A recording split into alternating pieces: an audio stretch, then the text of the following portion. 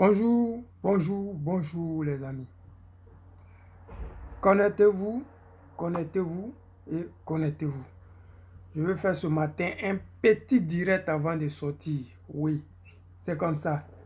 Vous savez, les actualités cumulent actuellement et puis il n'y a pas le temps. Voilà, il n'y a pas le temps. Il faut aller te chercher, il faut revenir, tu vois, c'est compliqué. Donc, quand on a 2, 5 minutes, 15 minutes de pause, tu profites en même temps, tu balances.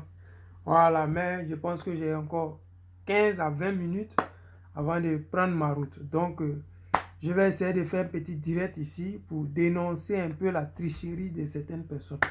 Donc, vous qui êtes connectés, partagez. Vous qui allez vous connecter, partagez pour permettre à plus de personnes de voir la vidéo. Sur ce, on commence. Salut, salut, salut les amis, salut la famille, moi c'est le président Lota. Je m'invite ce matin chez vous à travers vos différents réseaux sociaux pour vous apporter ma contribution dans la lutte ivoirienne et particulièrement la lutte panafricaine. Cette lutte panafricaine qui a fait assez de morts, de déplacés, de guerres et de prisonniers politiques. À l'heure où je suis en train de vous parler, Alassane Draman Ouattara tient en otage Dogo Blé et tous les autres militaires qui avaient protégé les Ivoiriens à cette époque-là. Oui, qu'ils avaient vraiment soutenu les Ivoiriens dans la détresse de Sarkozy et consorts. Mais les amis, vous connaissez l'affaire là. Je voulais vous faire écouter un monsieur qu'on appelle Charles Blé Goudé. Vous allez l'écouter et chacun va donner son point de vue. Parce qu'aujourd'hui, on pense que ces gens-là nous ont laissé tomber. On s'est dit que ces gens-là, vraiment, ils n'ont rien pour les Ivoiriens, à part jouer les pickpockets sur les plateaux télé, à part se donner un genre sur les plateaux télé. Ils n'ont rien à nous apporter. Ça fait rire, ça fait pitié parce que nous autres, là, on aurait vraiment aimé qu'un gars comme Charles Blé Goudé, s'il n'est plus avec le président Laurent Gbagbo, qui démontre aux Ivoiriens que c'est lui Charles Blé Goudé, on aurait aimé que Charles Blé Goudé soit une aile de la gauche qui n'est plus avec Gbagbo, mais qui est toujours de la gauche, mais pas un Charles Blé Goudé qui s'est rallié, un Charles Blé Goudé qui est devenu mou comme une femme, pas un Charles Blé Goudé qui a même peur de dire son nom, qui ne sait même plus qui il est, qui est là, qui se répète et puis qui se vous voit, qui tourne en rond. Les amis, écoutons ici Charles Blé Goudé, puis après on va continuer, ok?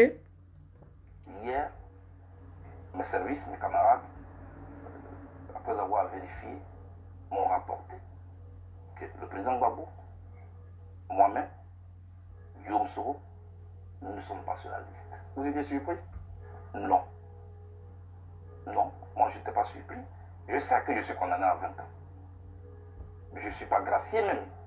Je peux sortir là tout de suite et le procureur peut m'arrêter. Voilà, je suis condamné à 20 ans.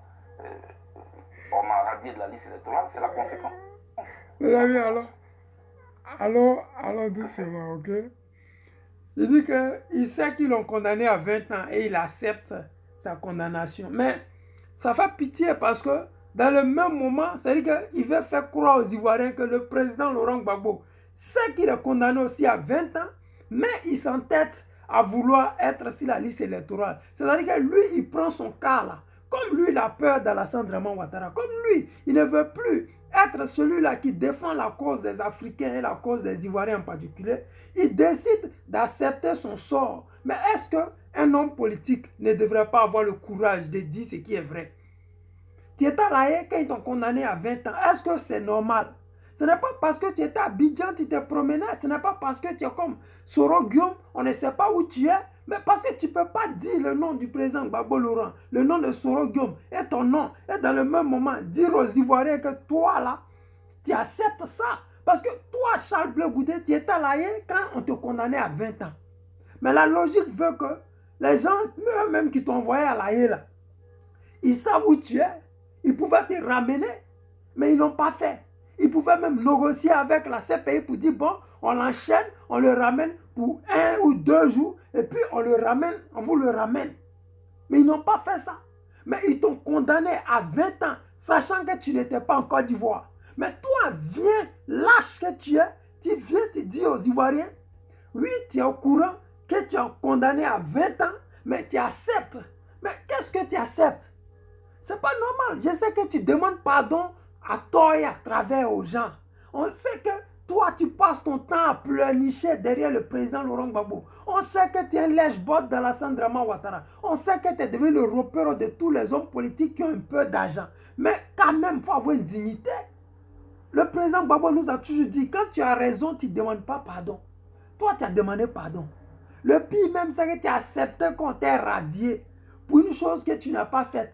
Parce que tu ne peux pas être à l'aïe. Tu n'es pas un fugitif comme Soro pour qu'on nous dise que oui, tu étais dans ta cachette, tu t'es cherché, tu t'es caché, et puis c'est pour cela qu'ils t'ont condamné à 20 ans. Mais tu n'es pas en train de te cacher. On sait où tu te trouves. Mais le bon sens aurait aimé que tu dises aux Ivoiriens que tu n'es pas d'accord avec ça. Que tu suives un peu le mouvement du président Laurent Gbagbo. Que tu démontres à ces Ivoiriens que l'injustice qu'il y a en Côte d'Ivoire, l'impunité qui vit, qui sévit en Côte d'Ivoire, tu n'es pas d'accord avec ça. Mais tu ne viens pas là démontrer à la Sandrama Ouattara qu'il a eu raison de t'avoir condamné. Les amis, continuons. J'ai pris acte de la décision. J'ai mal, bien sûr. Parce que j'ai toujours considéré cette condamnation comme une condamnation politique. Et qu'est-ce qu'on fait? Je ne vais pas revenir sur les détails. Ce n'est pas l'objet de la question que vous m'avez posée. J'estime que le droit à parler hier, c'est une réponse juridique, judiciaire qui a été donnée. Mais il faut bien régler la question. Parce que ce qui est important pour moi, c'est qu'il faut éviter à la Côte d'Ivoire d'autres tensions. Il faut donc créer un cadre politique pour régler cette question-là. Mais avant la question, avec le cadre politique, il y a le recours. Il y a un contentieux qui sera ouvert. Malheureusement pour nous encore, le président Gbagbo et moi, c'est la même chose qui va répondre parce que la cause n'a pas encore changé. Ce que je propose et ce que je demande. Souvent, nous avons vu ici le président Bédier, le président Gbagbo, le président Ouattara s'est rencontré ici à Abidjan. Ensuite, à Yamoussoukro. Et quand ils se sont rencontrés à Yamoussoukro, c'était autour de la remise des prix de paix. Moi, je souhaite que les trois elders, comme ils ont promis que chaque fois que besoin sera, ils vont se rencontrer. Je souhaite qu'à ces rencontres-là, on ne prenne pas seulement des photos, qu'on règle les problèmes qui risquent. Il a parlé de Bédier, le B89. Il a parlé du président Gbagbo Laurent, le guide de la révolution africaine et ivoirienne. Il a parlé d'Alassane Draman Ouattara, le Burkinabé dictateur de Côte d'Ivoire. Mais il n'a pas parlé de lui. C'est-à-dire que tu as un problème. Mais toi, tu vas chercher d'autres personnes pour faire ton palabre. Mais dans le même temps, quand tu as un petit bout de temps, un micro devant toi, tu dis que tu es leader, que l'entourage du président Laurent Gbagbo ne veut pas que tu croises le président Laurent Gbagbo. Et que toi, là, tu ne sais pas que tu étais le cuisinier du président Laurent Gbagbo. Il n'est pas reconnaissant vis-à-vis de toi. Mais ça fait pitié. Nous autres, là, on s'est dit, mais voici l'opportunité de dire aux Ivoiriens, parce que cette NCI-là, elle est beaucoup suivie par le monde entier, par les Ivoiriens. Et ils attendent, quand on dit oui, Bleu Goudé passe NCI, tout le monde attend. Parce qu'on s'est dit que Bleu Goudé, on ne sait jamais, il a pris son camp, il va dire quelque chose d'extraordinaire. Et toutefois que tu dois dire quelque chose, tu es là, tu bégayes, tu te jettes en brousse, tu te mets la honte toi seul. Parce que nous autres, là, on est fatigués de tes bêtises, là. Parce que c'est trop facile que non, Gbagbo, il doit aller parler de ton cas. Il doit parler de ta situation. Moi et Gbagbo, on est dans la même situation. Donc, Gbagbo va aller à la CEI pour dire que oui, vous devez remettre Bleu Goudé sur la liste électorale. Mais Gbagbo lui-même, il a ses problèmes. Si tu dis que tu es leader, et que toi, tu as mené le combat avec le président Laurent Gbagbo et qu'il n'a pas été reconnaissant, mais c'est le moment de démontrer aux Africains que tu te démarques du président Laurent Gbagbo. Mais en plus de ça, tu vas loin encore. Tu t'attaques au Goliath qui est Alassane Draman Ouattara. Parce que le président Laurent Gbagbo l'avait fait en 90 face à Houphouët-Boigny. Houphouët-Boigny faisait trembler l'Afrique tout entière. Je ne dis pas la Côte d'Ivoire. Je dis l'Afrique tout entière. En Côte d'Ivoire, là, tout le monde se ralliait. Comme quand le président Gbagbo n'était pas en Côte d'Ivoire. Tous les opposants se ralliaient à Alassane Draman Ouattara. Là. C'est comme ça, en 90, les gens se ralliaient tous à Houphouët-Boigny. Mais il y a eu le président Gbagbo Laurent qui ne s'est jamais rallié et qui a toujours dit, j'ai des idées. Ces idées-là, je vais les mettre en pratique. Donc quand tu veux faire plaisir aux Ivoiriens, Quand tu veux démontrer aux Ivoiriens que tu as de la valeur, que tu as un contenu qu'on n'a pas encore vu, que tu peux proposer autre chose que Gbagbo nous a déjà proposé. Et que tu étais avec Gbagbo, ce n'est pas Gbagbo qui te disait ce qu'il fallait dire, mais c'est toi-même qui disais ce qu'il te disait. Mais c'est l'opportunité maintenant de démontrer à ces Ivoiriens-là que toi, Charles Blé Goudé, tu es capable de faire sortir, je ne sais pas, une souris de ton chapeau ou bien, je ne sais pas, quelque chose d'extraordinaire. Mais tu es là, tu tournes en rond. Tu dis c'est une condamnation politique. Et dans le même temps, tu dis la justice a fait son travail. Je suis d'accord avec cette justice-là. Mais tu n'as pas fait de recours. Parce que tu espères que le président Laurent Gbagbo va aller faire le boulot. Et puis toi, tu as venu derrière pour te taper la poitrine. Mais on te voit venir. Toi, ton objectif actuellement, c'est que le président Gbagbo Laurent doit faire tout le sale boulot. Vous qui êtes soi-disant opposants en Côte d'Ivoire, c'est le PPACI qui fait le sale boulot en ce moment. Et puis vous voulez récolter après les dividendes. C'est ça qui est la réalité. Parce qu'actuellement, quand on voit sur le terrain, mais qui fait bouger les Ivoiriens? Qui fait rêver les Ivoiriens? C'est le président Laurent Gbagbo et le PPACI. Mais vous, qu'est-ce que vous faites? Vous faites quoi? À pas critiquer Gbagbo, à pas vous rallier à la salle. Qu'est-ce que vous faites? On aurait aimé avoir plus que ça, entendre plus que ça. On attendait beaucoup de vous.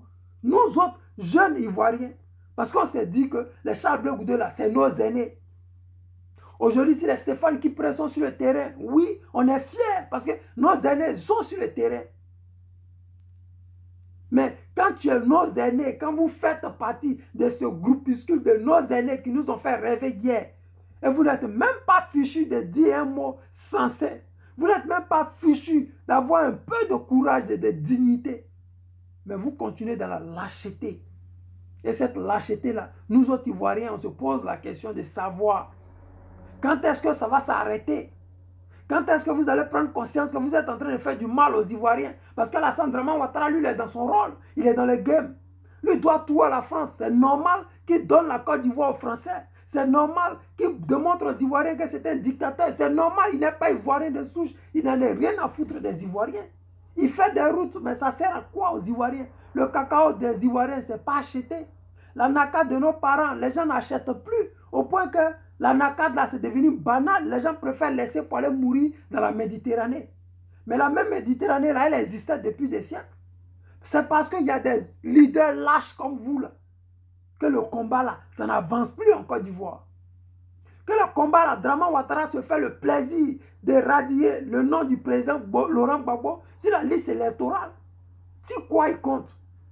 Si quoi? Les amis, terminons ça là. D'embraser la Côte d'Ivoire. Je demande donc au président Ouattara, au président Gbagbo, au président Bidier de se rencontrer pour poser ce problème pour qu'il soit réglé. De quoi? Nous avons intérêt à ce que ce pays soit en paix.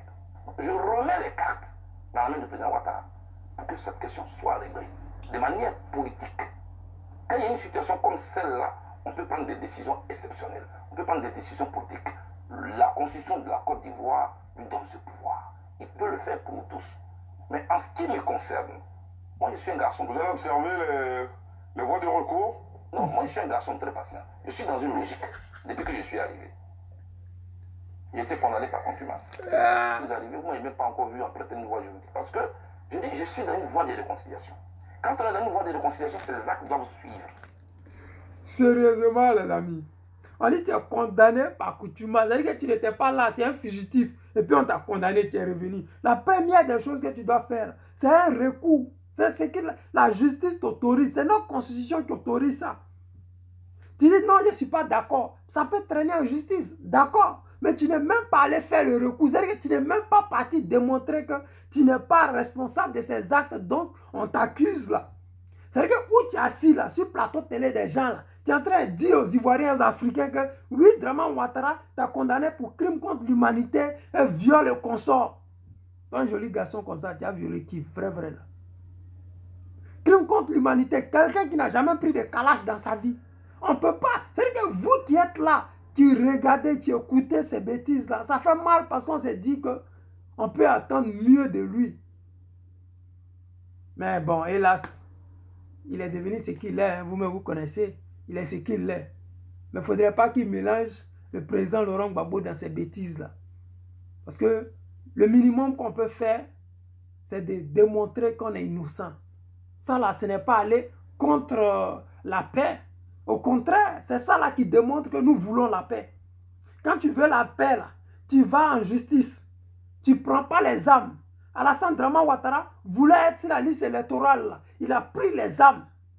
Mais si toi, tu n'es même pas fichu d'aller à la justice parce que tu as peur, tu dis que ça, c'est un acte criminel, c'est un acte terroriste, mais ça fait pitié parce que là, c'est toi-même, tu n'es plus sur le droit chemin. C'est toi-même qui es en train de sortir du chemin qui est celui de la paix. Parce que la paix se promène avec la justice. La paix se promène avec la loi, la constitution. Pourquoi Draman Ouattara a tous les problèmes pour gouverner en Côte d'Ivoire? C'est parce qu'il ne se promène pas avec la loi. C'est parce qu'il dénigre la constitution ivoirienne. C'est parce qu'il méprise les Ivoiriens. Mais quand tu es Ivoirien et que tu n'as pas le courage de dire que je ne suis pas d'accord avec cette décision, je vais en justice pour régler mes problèmes, mais où tu veux aller? Soit tu fais comme l'autre, Soro Guillaume, tu prends les armes et puis c'est ton droit. Soit tu fais comme Simone, tu la fermes, tu restes dans ton couloir. Mais ne viens pas matin, midi, soir démontrer aux Ivoiriens que oui, c'est toi Charles Blé Goudé, oui, c'est toi. Mais nous-mêmes là, on te regarde là, tu n'es même pas fichu d'aller faire un simple recours pour démontrer que tu es innocent. Tu dis c'est politique, mais quand c'est politique, on mène des actions politiques. Quand une action est politique, ça veut dire qu'on n'a pas pris de calache. Ça veut dire qu'on n'est pas parti, je ne sais pas, faire des actions terroristes. Non. On mène des actions politiques comme le président Laurent Gbagbo est en train de faire actuellement. Le président Laurent Gbagbo a saisi la Cour africaine des droits de l'homme. On peut dire que c'est la Cour suprême des Africains. Et c'est elle qui rend la justice. Mais comme on est sur une gouvernance de la France-Afrique, on se rend compte que même si l'Afrique parle, on s'en fout. Puisqu'on a signé des accords de partenariat qu'on ne respecte pas. Mais si toi, tu es Charles Blé Goudé et que tu sais qu'il y a un manquement dans les différentes procédures, mais sérieusement, le minimum que les Ivoiriens attendaient de toi, c'était ça. Les amis, on continue. J'ai été patient, moi. Monsieur Derasouba, dites-nous, j'ai fait 14 mois en détention, en isolement ici à la DST. Seri Bado, sois salué. Où j'ai fait près de 6 ans de procédures judiciaires. J'ai été acquitté le 1er janvier, le 15 janvier 2019, à 16h, à Tulle, à 21h45, pendant que mes partisans étaient en train de célébrer dehors, on me remettait les menottes. Parce que le procureur a fait appel. J'ai vécu ça. J'ai dû attendre jusqu'en février 2019 pour que je sois libéré. Là encore, j'ai pensé que c'était fini. Je devais attendre 3 ans plus tard pour que le 31 mars 2021, je sois totalement libéré. Là encore, j'ai cru que c'était fini. Je devais attendre 1 an et demi pour obtenir un passeport qu'on obtient en 3 jours. Ça, c'est normal. J'ai été patient. Ensuite, j'ai cru que c'était fini. Je devais encore attendre. On revient sur le passeport. Le même passeport là où on disait que c'est Gbagbo qui confessionnait le passeport là. Le même passeport, les gens sont allés sur Afrique Média pour dire qu'il fallait aller manifester devant la résidence du président Laurent Gbagbo. C'est le même passeport là qui a attendu 1 an et demi. C'est ça que j'ai dit aux Ivoiriens tout le temps que ce monsieur là, quand il était en Europe, il disait aux Ivoiriens, c'est parce que je ne suis pas encore en Côte d'Ivoire que des choses comme ça arrivent. C'est parce que moi, Blé Goudé, je ne suis pas encore rentré à Abidjan. C'est pour cela que les gens parlent comme ça dans mon dos. C'est parce que je ne suis pas encore rentré. C'est parce que je n'ai pas encore mon passeport. C'est parce que. Et c'est dans ça là, il était qu'il était en Europe. Proverbe sur proverbe, proverbe sur proverbe. C'est dans ça là. Non, c'est disait que quand tu allais venir là, tu allais dire c'est l'heure. Et dans cette heure là, tu allais démontrer que toi, tu n'es plus avec Gbagbo. Mais Draman Ouattara, la dictature qu'il est en train de montrer aux Ivoiriens là, tu n'es pas d'accord avec ça. Mais tu dis que tu es patient. Passeport, on obtient en 4 jours là. Toi, tu as fait 1 an et demi pour avoir ça. Mais tu n'as rien dit. Mais c'est Gbagbo, tu étais son cuisinier là. C'est ça, tu es venu parler de ça. Ton passeport, les gens ne t'ont pas donné quand tu étais en Europe. Puis tu dis, si tu viens, tu as parlé de ça là. Quand tu es venu, tu n'as plus parlé de ça. Tu as dépassé. Pour vous dire que c'est parce que vous avez peur. Mais la peur, là, ça va vous passer. Parce que le boulot qui est en train de abattre le PPACI sur le terrain, là, Ça va vous donner l'envie de faire la politique. Parce qu'actuellement, vous n'avez plus le moral de faire la politique. Vous n'avez même plus le courage de faire la politique. Vous êtes devenus des politiciens de maison, des politiciens de chambre, des politiciens de quartier. Vous êtes devenus des gens qui avaient peur de votre ombre. Parce que quand tu le vois s'exprimer sur le plateau télé, tu te dis qu'il n'a même pas envie de froisser Alassane Draman Ouattara un peu même. Il n'a même pas envie de parler un peu mal d'Alassane Draman Ouattara. Il n'a même pas envie qu'on dise que oui, tu as dit ça d'Alassane Ouattara. Toutefois qu'il parle d'Alassane Draman Ouattara, il dit que le pouvoir est dans la main d'Alassane Draman Ouattara, c'est lui qui prend toutes les décisions. C'est-à-dire qu'il ne veut même pas qu'on dise un peu que lui, Blé Goudé, là, il a dit quelque chose de mal sur Alassane. Même quand il s'agit de sa propre vie, il va aller chercher Babo Laurent pour venir régler son problème. Quand il s'agit de prendre des décisions pour son parti, là, il va aller prendre encore le PPACI. Ben, c'est eux là qui l'empêchent de créer son parti politique. C'est vraiment triste. Mais les amis, on va terminer ça. Puis on gagne temps. J'ai une date pour que je puisse arriver. Je suis devant vous. Les autres questions, pour moi, mais ça c'est moi. Ça c'est moi, Charles Blé. Je veux vraiment préciser sur ce plateau pour ne même pas qu'il y ait encore des polémiques inutiles. C'est moi, Charles Blé. Je suis patient.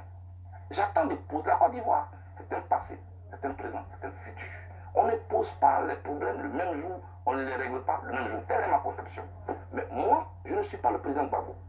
Le président Gbagbo, c'est une figure emblématique dans la politique ivoirienne. Il avait oublié ça. Ouattara prenne une décision exceptionnelle pour régler cette question de son frère. Et c'est moi le neveu qui le demande à mon oncle. C'est important. Et justement, depuis que vous êtes rentré au pays, est-ce que vous avez pu voir votre oncle? Non, mon oncle n'est pas occupé, on se verra après. Vous avez entendu? Il ne dit pas là devant les gens que oui, l'entourage de Alassane Draman Ouattara l'empêche d'aller voir Alassane Ouattara. Il ne dit pas que oui, moi, Blé Goudé là, je voulais aller voir Alassane, mais il ne veut pas. Il ne dit même pas qu'il a mené des démarches pour courager Alassane Draman Ouattara. Pourquoi? Parce qu'il ne veut même pas savoir qu'on dise que oui, il a froissé Alassane Ouattara quelque part. Il ne veut même pas qu'on dise que oui, lui, Blé Goudé là, il a parlé mal d'Alassane Ouattara. Mais il peut se promener sur des plateaux télé, bavarder avec le nom du président Laurent Gbagbo. Je ne suis pas Gbagbo, je ne fais pas Gbagbo. Gbagbo a fait ci, Gbagbo a fait ça. Mais celui qui a les rênes du pouvoir en Côte d'Ivoire, ce n'est pas le président Laurent Gbagbo. Il est le plus aimé en Côte d'Ivoire, en Afrique, mais il n'est pas le président de la République de Côte d'Ivoire actuellement. Donc, de grâce, vous qui n'êtes pas capable de mener vos propres actions, mais libérez le couloir, nous autres, on va passer. Parce qu'il y a Marcelo qui vient sur le latéral là-bas, côté, direct, centre, Drogba Cité. Oh, voilà. Dans les Ivoiriens, vous voyez que Charles Blé Goudé, il fait pitié. Et comme il fait pitié, nous autres là, on va toujours lui donner le moral. Parce que moi, mon objectif, ce n'est pas de décourager Charles Blé Goudé de quitter la politique, non. Mon objectif, ce n'est pas de dénigrer Charles Blé Goudé, mais mon objectif là, c'est que Charles Blé Goudé doit se réveiller. Parce que le combat que nous menons, ce n'est pas un combat d'Alassane Draman Ouattara, c'est un combat de panafricanisme. C'est un combat contre la France-Afrique. C'est un combat contre les gens qui pillent nos ressources et nos richesses. Donc si un Charles Blé Goudé doit quitter la politique par le RAGP et se rallier au aux France-Africains, mais on aura encore des problèmes. Donc l'objectif actuellement, c'est de dire à Charles Blé Goudé, prends conscience, sois conscient, rejoins la vérité. Tu peux ne pas rejoindre le PPACI, tu peux ne pas rejoindre le président Laurent Gbagbo, mais rejoins le camp de la vérité. Rejoins les gens qui sont dans la vérité. Rejoins la vérité. Viens dans la vérité. Viens dans la réalité. Les Ivoiriens ont faim, ils ont soif, ils souffrent. Quand tu es sur des plateaux télé et que ta voix porte, chaque fois que tu fais une vidéo, il y a des millions de partages. Les gens font des commentaires. Donc si tu dis la vérité, les Ivoiriens vont te suivre. Ils auront l'émotion, ils auront l'envie d'avancer avec toi. Ou je ne sais pas, mais il faut te réveiller. Parce que le combat que nous menons là, le président Laurent Gbagbo, certes, il est le leader de tout ce combat-là. Mais le président Laurent Gbagbo a besoin des soldats. Et tu es un soldat. Relie-toi, rejoins la cause, rejoins la vérité. Parce que là, à l'heure là, tu n'es rien. Et tu ne pourras rien devenir si tu continues à ce rythme. Tu ne deviendras rien parce qu'on a vu avant toi. Afi N'Guessan avait rempli Figayo à Finguessan, après quand il a commencé à faire la politique gauche-droite, on ne comprenait plus rien. Les Ivoiriens le laissaient tomber. Simone Veil, là, elle remplissait le palais de la culture. Comme elle ne fait plus rien, les Ivoiriens l'ont déchargé tranquillement. Mamadou Koulibaly que vous voyez là, c'était le numéro 2 du président Gbagbo Laurent. Quand il parlait, les gens relayaient ses vidéos, les gens étaient fiers. Maintenant, là, il est devenu vidéoman cyberactiviste. Pourquoi? Parce qu'il ne met plus un pied devant l'autre, c'est un peureux. Je vous dis, revenez dans la vérité. La vérité là va éclairer votre chemin politique. La vérité là va amener les Ivoiriens à être fiers de vous parce que vous avez été à l'école du président Laurent Gbagbo. Que vous voulez ou pas, il y aura toujours le nom du président Laurent Gbagbo sur vous. C'est à vous de savoir quelle est votre position. Le président Laurent Gbagbo a été toujours de la gauche. Si vous êtes de la gauche, c'est-à-dire que vous êtes des socialistes. Vous faites tout pour que les Ivoiriens puissent vivre heureux. Et je vous dis encore, vous qui n'avez pas pris vos cartes d'adhésion PPACI, faites-le parce que le président Laurent Gbagbo compte sur vous pour gagner ces élections. Le président Laurent Gbagbo compte sur vous pour partir à la communauté internationale pour leur démontrer, voici mes partisans, voici les adhérents de mon parti politique, voici combien de personnes me suivent. Et je veux que vous dites à Alassane Draman Ouattara de faire ceci, de faire cela. Puisqu'Alassane Draman Ouattara, il n'a pas les couilles de mener la politique. Donc, les quelques Ivoiriens européens l'ont voté. Mais le président Laurent Gbagbo peut lui mettre la pression pour que cette communauté internationale lui mette la pression pour en fait libérer les Ivoiriens et créer une atmosphère politique qui est un peu raisonnable parce qu'actuellement, l'atmosphère politique en Côte d'Ivoire, elle est vraiment triste et terrible. Les amis, c'était le président Lota. Je dis merci à tous ceux qui ont suivi ce direct et je dois m'en aller. J'ai juste 5 minutes pour rattraper mon bus. Je vous aime et je vous dis à ce soir pour un direct. Je vous... Ciao, ciao.